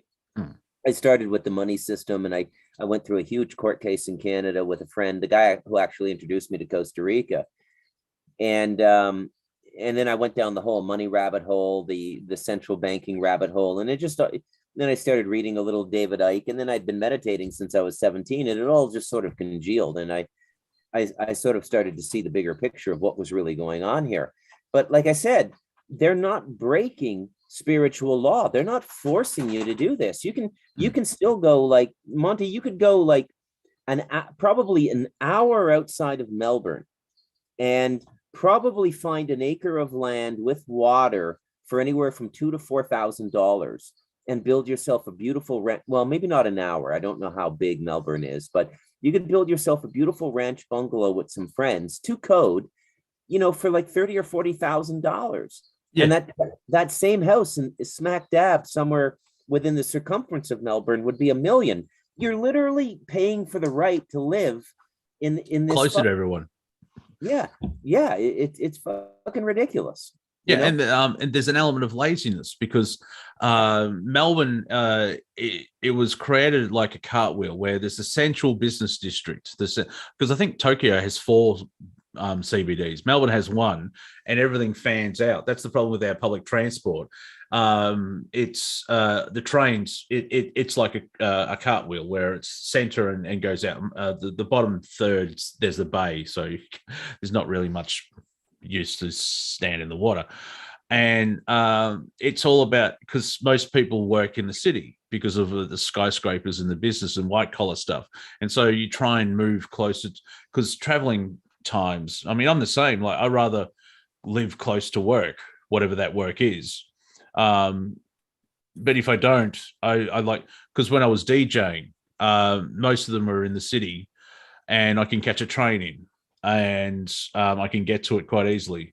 And so, yeah, but my point being is that there's an element of laziness. But the thing is, for whatever reason, Melbourne's very popular. And I think the city would do well if it was 3 million, maybe 4, but it's up to 5 million and our infrastructure is straining. Like, in Japan, you'd see that they have people pushing people into the carriages on the trains. Yeah. Like that, that's not good during COVID. That's one thing in London. This is the hypocrisy, the stupidity of what's happening with the health orders and stuff like that. People were still going, the essential workers. I mean, that's offensive anyway, because everyone's essential. But the workers that are allowed to go out, they would catch the train, because London is very train-based. Because I've technically been to London, but I was 3 months old. And it's high density. And London still has 17th century roads, which are about this big. Yeah. And there's 20 million people living in that area. And so a lot of people use trains. And so they cut the train services down. And so instead of having the same level of trains, but there's less people and they can social distance, they cut the services down. So the trains are now packed. So, I was going through this with my son, asking him a lot of questions about what it's been like in Toronto for the last year. I mean, we've spoken about it on Skype, but it in person, sitting around having a coffee and smoking a cigar, it's different. Canada is, I think, very close to Australia in terms of punitive measures during COVID. And you tell me how a government has the right to tell you can't get on a plane and leave the country unvaccinated if you're flying to a country and landing in a country that doesn't give a shit whether you're vaccinated or not. I mean, that's just like your mom saying you can't go out on a Friday night, right? So in Canada, you can't get on a plane or a train, but you can still get on the subway in Toronto at rush hour. Right. So, I mean, either this is a fucking pandemic and you shut everything down and you make it so people can't do anything unless they get vaccinated, because it's that serious. And that would have to be backed up with people dying all over the place, which I don't fucking see. Right. Yeah. And like I said, I mean, the further we get into this, the greater my frustration becomes with people, not the government, not the ruling elite. It's the people. It's like my ex-wife, my son's mother.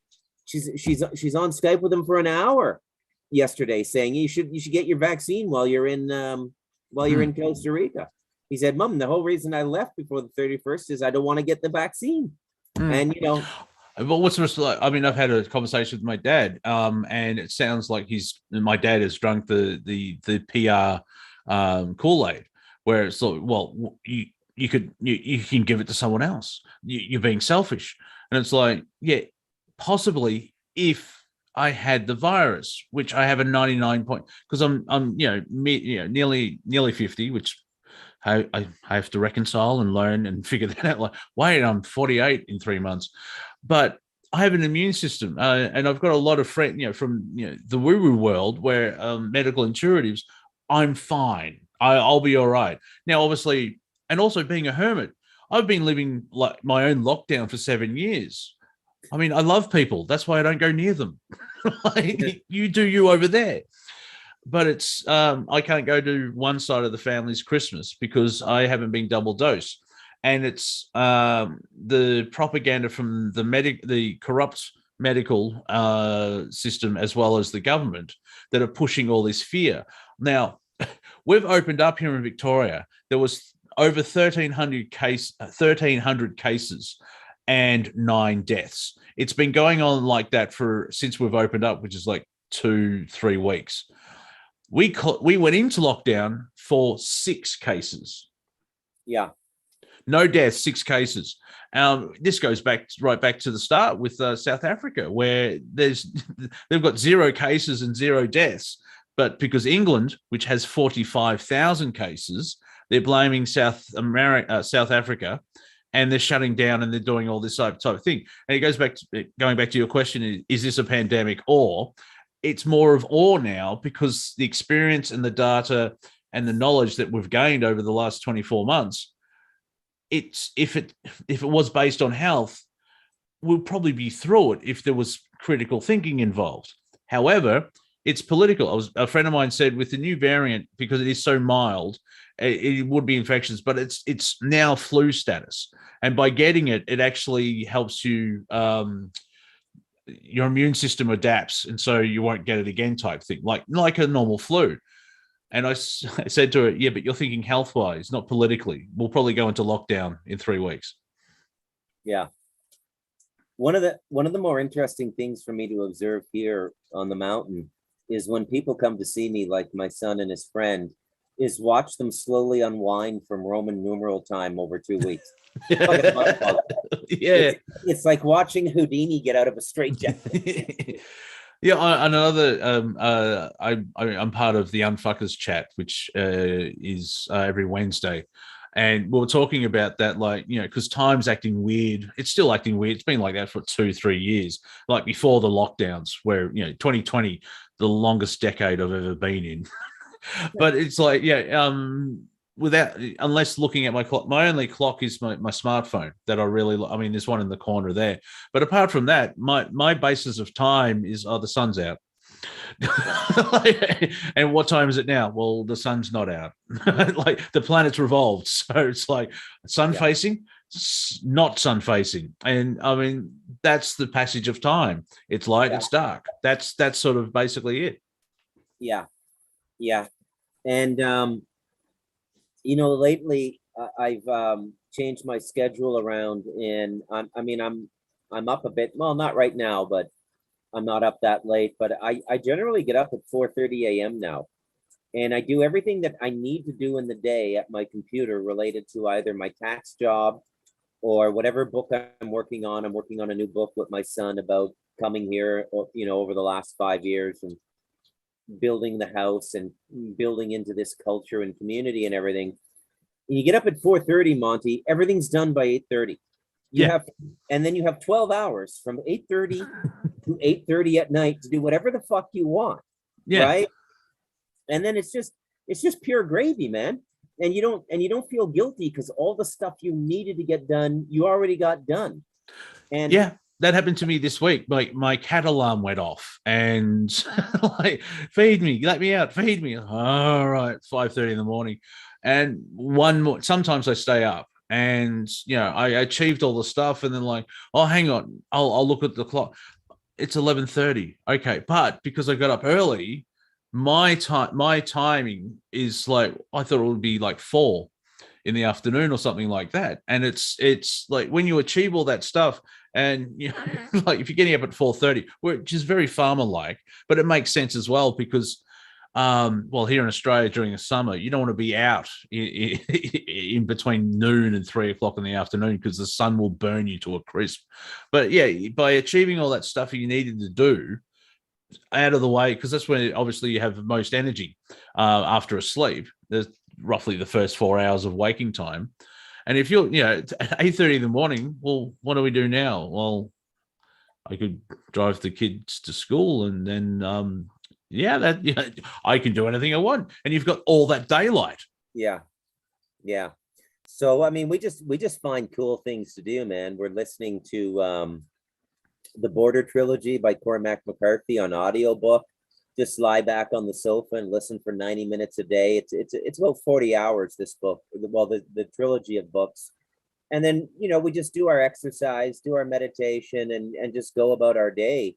And it's such a good feeling when you own your time, and that Also, there's the element of achieving stuff as well, because you're like, well, you're being lazy. It's 10 o'clock in the morning. Yeah, because I worked really hard for 4 hours and I did this, and this, set up this, and this.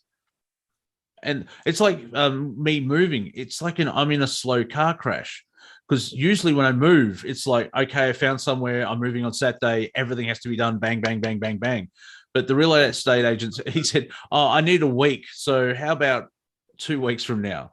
So I found out I got the place 2 weeks before I'm moving out. I'm getting the keys, like, I think, I found out in November, but I'm getting the keys on the 10th. And I'll be leaving here by the 16th. I finally realized I'm going to have an overlap of a week, so I don't have to panic and move everything. And quite frankly, if you moved a lot, it's like, again, I have to pack. I've been here 5.5 years, but there's still that mental thing of like, I have to pack everything. I'm getting that age where it's like, my dad has been in the same house since 1975. And I'm like, that's a good idea.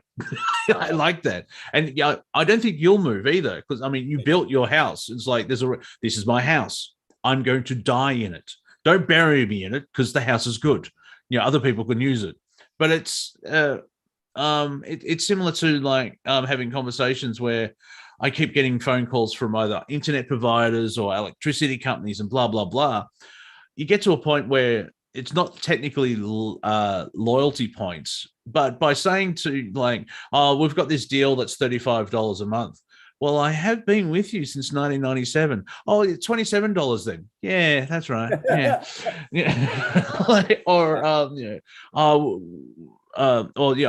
We want to give you an internet deal. It's like, well, I have been with the company for since 2002. And some people get it. It's like, because I keep someone found my number or whatever, and I keep getting offered changing because they deregulated the power companies here. And so they're all fighting over it. And it's like, I think I've gone through 5 different companies by being here. And at the moment, I'm like, when I get the calls, like, no, I'm happy with my provider, click. Because I just can't be fucked. It takes half an hour to do it, but doing it every 3 months and you're chasing it, it's like, I'll just. I mean, obviously, I realized if I can find my own plot of land, I just need 2 things. Well, 3 things. One's an internet connection. The other one is a Nikola Tesla energy device and a replicator from Star Trek. And that's me. Like, so realistically on this planet, that's all you really need.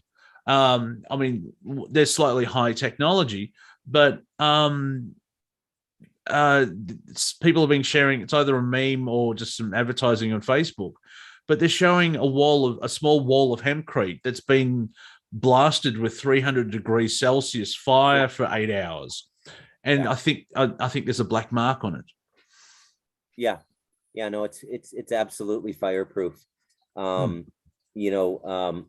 doing some building up here now. We're because it's very hard, I think, to my knowledge, impossible right now to find hemp herds in Costa Rica. You'd have to import them, although hemp was legalized about 6 or 8 weeks ago. And pot's not cannabis as well, or just hemp? Just hemp for now, but I think cannabis will come as soon as this president is gone. Now, so the president of Costa Rica now, his name is Alvarado, and he was named by Klaus Schwab of the World Economic Forum as a leader that they're going to mentor. Shock loss then coming up in the next presidential election. That was announced shortly after Costa Rica stood up and said, we're going to be the first country to force mandate vaccination of children, 5 and under. So you're going to have to be vaccinated to go to school. But there's a big pushback in Costa Rica, big pushback in San Jose, a lot of just like Melbourne, thousands of people gathering, lawyers against it, doctors against it. Mm-hmm. Latinos can really fight when they're actually better at it now than like North Americans or Australians. They don't take any shit, man. They just, I don't know, Robert, would you agree with that? Have you seen a lot of like people standing up to the government in Colombia? Not like we've been hoping. You're a bit off mic, Robert. Yeah. Okay. Thanks, Robert. It helps if the mic is not on the floor. There we go. Well, if you're going to bring up things like that, yeah. No, but here in Colombia, it's taking off pretty slow. Yeah, Okay. like to see it more, but it's not happening yet. Well, I mean, you've got 2 years of fear porn and stuff like that, and a lot of people don't know. Because what dare I say, since World War II, the government has positioned themselves of you've got Big Brother, but I remember seeing Roger Waters. He he staged The Wall recently, like in the last 5-6 years. But it's not Big Brother, it's Big Mother. The government wants to be a parent to you, and they can't because they suck. Because it's this is the whole thing where the New World Order, if they've crossed the line, now naturally we will get to a one world government. But what's happening is it's not folding naturally where people actually get along and handshake and everything is like that. The New World Order is putting in this fake thing and rushing it, and they're trying to stay in control. Mm-hmm. And that's why you're seeing, like, even I don't think the Great Reset will happen because there's the Great Reject from it, because it doesn't, unless you're forced into it. But then this new variant is going to wake people up, because it's like, well, it's mild. Like the people in South Africa, a young girl, she was fine in 3 days. You know what I mean? It's like the narrative is falling apart. Now I'll play an Andrew card.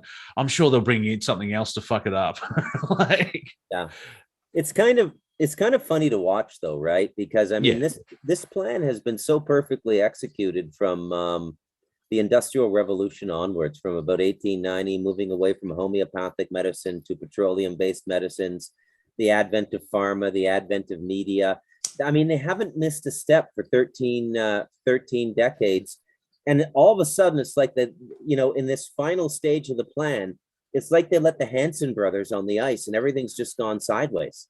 It's fucking ridiculous. Yeah, and it's like, sorry to interrupt, but the vaccine is a depopulation. They want to kill everyone. Yeah, but they're idiots and they cut corners, so they fucked that up as well, didn't they? Yeah, like this is like the comical phase of it. Like, it's fucking ridiculous, man. It's just like it's hard to even take them seriously now. It's like an Austin Powers movie, Dr. Evil. Yeah, as Andrew said, $1 million. but sir, we're at $22 trillion in debt. Give me a freaking break here. I've got dementia. It's a Three Stooges sketch, and then I tweaked it a bit, and it's been written by Monty Python, and that's what we're seeing. Where like last year, you're a conspiracy theorist if you thought that vaccine passports were going to come in. This year, if you're against vaccine passports, you're a conspiracy theorist. We haven't even talked about the Maxwell trial that's going on at this point in time. God, how could we forget about that? Yeah. How many people resigned from their jobs? Like Jack Dorsey is no longer the CEO of Twitter. The new person apparently is clamping down on journalists and blah, blah, blah. And it's like, it is like you can't, it comes down to perception. It could be looked at as a tragedy, but by just taking a higher frequency, looking at it, it's a tragedy, but it's actually a comedy because of how tragic it is. It's not tragic in a negative sense. It's so pathetic that it is funny. Yeah, it's just ridiculous, So, but you got to wonder, how is control going to be taken from these people? How are less corrupt, more conscientious people going to get into positions of power where they create institutions and systems that actually enable people to be happy and live and have free time and all of these things? I'm not sure the system, can even do it. I think Andrew disagrees. I think he thinks that, it can all be fixed and everything, but I'm not sure it can. We did have a win. We did have a win today. This week, at least in Australia. in New South Wales, you've heard of BHP? Yeah, massive mine. They have a mine in New South Wales, and they had a mandatory vaccine program. The Fair Work Commission has deemed that illegal, or there was a win. It's like, well, yeah, it's illegal. That mandate is illegal and oppressive, and so that's a win. Now, obviously, we'll have to see if that's the pebble at the top of the mountain, and we get an avalanche. It's like with the Melbourne protests, where 500,000 to 700,000 people were protesting. Now, that's not the start of, how Andrew says we need protesting for months of this bigger than the Vietnam thing. It's not the start of that, but it will be used as an example of like, well, hey, we did this earlier, so it is possible. So, I mean, on paper, without going into the fine details of it, the system could work. It's the corruption of it. And so on the flip side, because we've rallied against the doomers on my show on Planet Collingwood, where it's like, well, I know I'm quoting from The Last Jedi, but I should at least do it once. As the darkness rise, the light comes up.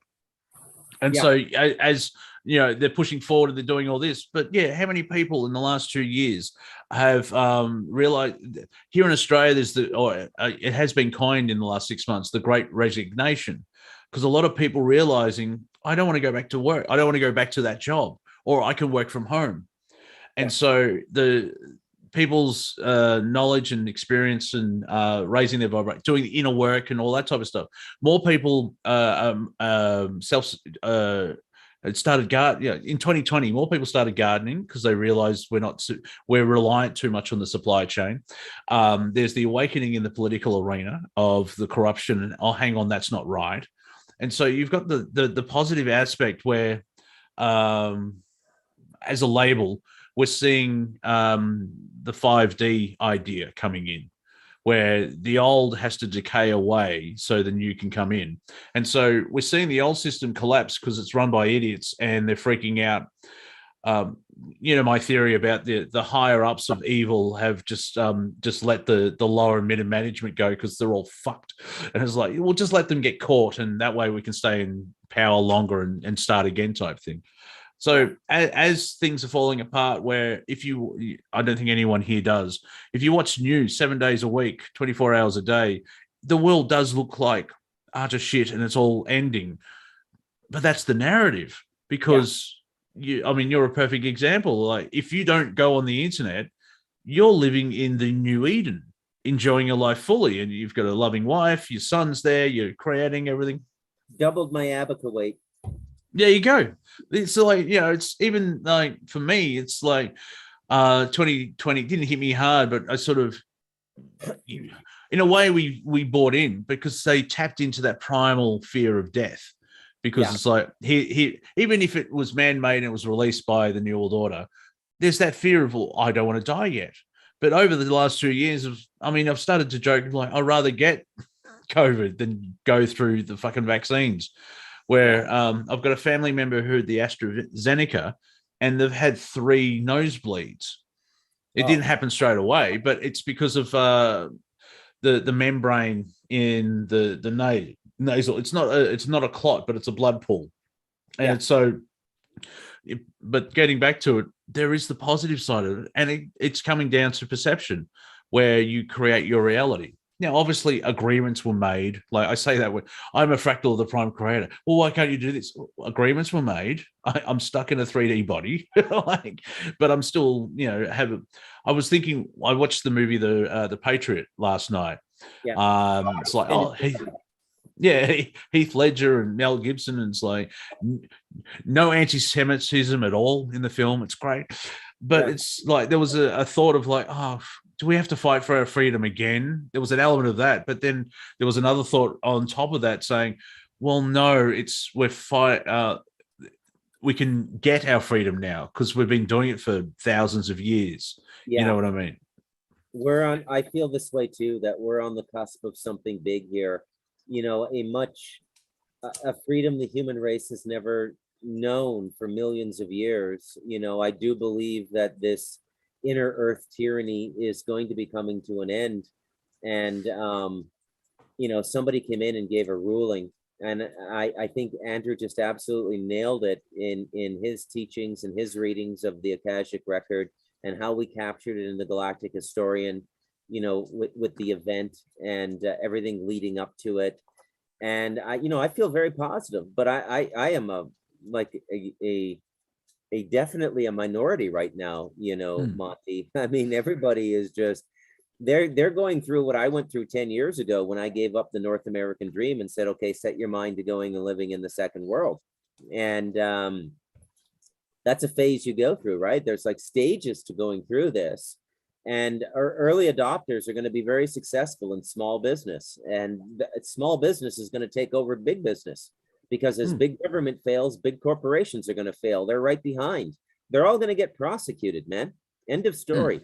It's already starting, okay? I was reading today that the European Court for Human Rights is laying criminal charges against Nike because Nike was indirectly using Uyghur slave labor in China, and the Europeans are making a case that there's no way they couldn't have known. So, and this is nice to see, because if these things aren't done, then what happens very quickly is the negative becomes the norm. And that's a little bit about what's happened in Latin America, because it's not all paradise down here. And the level of corruption, you just finished season 1 of Narcos, Yeah. Season 1, where Pablo meets the army on the bridge with nothing but the TVs and electronics in the truck. He says, look, here's my deal. Take my money or take my lead, the bullets. Yeah, and that's after he goes through. He gives a life story to each person that's there, because he's done his research of like, oh, you've just had a new kid and you're blah blah blah blah, and he puts the fear of like he's threatening them at the same time, but it's silver or lead. And as Andrew has said, like if we was it 10% or 30%, we dial back the corruption, we'll be living quite not blissfully, but most of us will still have fantastic lives. And I think that's part of what's happening in this now, is we're not giving consent, and we're taking back the power of that, of creating our reality. The interesting part of it, of course, is the higher self, if we use that language, is your life is created, a framework of life is created in the womb, and there's agreements made and soul contracts. I heard Sean David Morton explain it really perfectly. If your life is like a corridor in a hotel, but you're a butterfly, and that butterfly can fly down that corridor 10,000 different ways. Yeah. So yeah, there is a plan, but you have this so much free will. And Andrew has mentioned, I asked him at one point, you have the free will just to ignore that plan completely. Good luck with that, because the universe is like, no, this is what we agreed to. This is the plan. But if you follow that free will, I'm sure bad things will happen to you if you go against yourself. But you have the free will to just turn your back on everything that you've created in the womb, in basic language, and walk another way. Don't do that, because there's a reason why, things happen for a reason, because you're created it that way. So absolutely. Monty, I'm going to cap it at 2 hours. Yeah. Well, let's just talk about. We have to do something about China, but we'll talk about that in 2 weeks. China. Absolutely, I'm ready for that talk. Yeah, because Greta Thunberg has been chastising the West and has not mentioned China in 8 years. Yeah. So, thank you everyone for being here. We had a small, intimate. We had a social distance crowd in today, and that's cool. And of course, if you're watching live on the YouTubes and all big tech, we're still here, you bastards. And of course, people watching the video later on in time, because these things are created live. But I remember asking Andrew, so like on this video, pick a number of how many people will watch it in its existence, and it's over 4 million. Like to start with, so hello to the future. For those who are watching it later. We should maybe tell a joke before we end the show. It hasn't been that funny, so here I go, Monty. So I go to see the doctor, and the doctor says, hey, look, I've got some really horrible news. Your tests came back. You have 24 hours to live. And that's the good news. There's even worse news. I said, how could anything be worse than that? He said, I couldn't get a hold of you yesterday. Yeah, yeah. Well, the parody and satire is coming true because here in Australia, a man who was double vaxxed died from corona, and the doctor said if he wasn't double vaxxed, it could have been worse. He died. Yeah. And you'll love this. Mules. Yeah, our lovely cousins in Germany, which I think that's where the white race comes from. If you look at the history, the mainstream history, everything starts in Germany. The German authorities have decided that they've got euthanasia is legal in Germany. They're not allowing the unvaccinated in. Yeah, I read that too. I mean, you can't write better comedy than this. Yeah. It's so bloody stupid. It's unbelievable. Yeah. And our friend Cortec, for about a month, he said the same joke on my show, but I'll say it again. It is quite funny. A snail was talking to a friend of his, and he's a slug. But he became a slug because he lost the house in the divorce. So thank you everyone for being here. This has been Friday Night Comedy with Monty Dean and Bruce Macdonald. Andrew Barsis is on assignment. We'll be back in a form of broadcast. Is that what we call it now? Live stream. We're going with the 17th, 2 weeks, aren't we, Robert? We're hoping for the 17th. As long as all of our ducks are lined up. Yes, that will be our winter solstice show, because I'm not saying Christmas. But it'll be our solstice show. So yeah, a Christmas show. There you go. And tell your friends. We're giving 2 weeks notice now instead of 24 hours. So thank you for turning up. But that's the wonderful thing about the moment of now. It's like, let's just go on air now. So thank you everyone. Enjoy. You can find me on YouTube at Wafer Thin Entertainment. I'm also on Instagram and Twitter, all the big tech stuff, as well as you got the slide, and more. So I also Spotify, Apple Podcasts, Google Play, and all that type of stuff. So I can be found. Bruce can be found in the Telemanca Mountains if he allows you to find out where that is. But do you want to do a quick promo for your scribbles? Because you are a scribe. Yeah. So I'm a prolific writer. The Galactic Historian is one of a number of books I've written in the last few years. And you can go, there you go. You can go to Amazon.com and get yourself a copy of Stardust Ranch, or The Stolen Child is a really good novel if you like fiction. And The Galactic Historian, of course, is on Andrew's site. So yeah, Bruce Macdonald, MacDonald on Amazon.com. And thanks for spending this time with us, folks. We enjoy it very much, speaking for myself and Monty and Robert. Yes, because Bruce has mentioned a couple of times when we're just talking off on Skype, like we should do something, because like we have a ball, we laugh and we nut stuff out as we do with the information. So we shall return. Remember to have fun. You're awesome. You're the center of your universe, and what is it? Love everyone, respect everything, do no harm, but don't take any shit. There you go. We'll see you soon, everyone. Take care.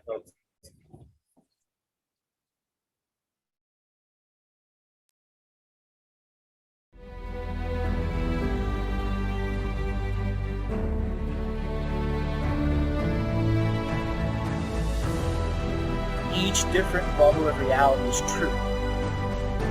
A galactic historian is a person that looks at all the lines of dramatic karma. Nudge, nudge, it's the holy grail.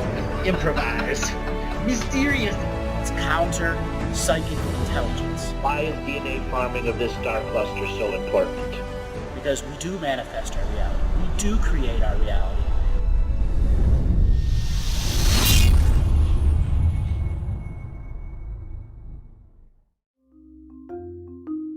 Hello, let's create, let's co-create, and let's change this world with love. No matter if you're from Alpha Centauri or Earth, we all began with the same birthing process. We live in a limited point of view. Living the mystical life daily is about striving for the unlimited point of view. day, each human being gets an infinite amount of choices. Living the mystical life daily is about facing obstacles and challenges. The level of awareness that you are working at means you have a responsibility to be equal with it. How does one truly let go of expectation?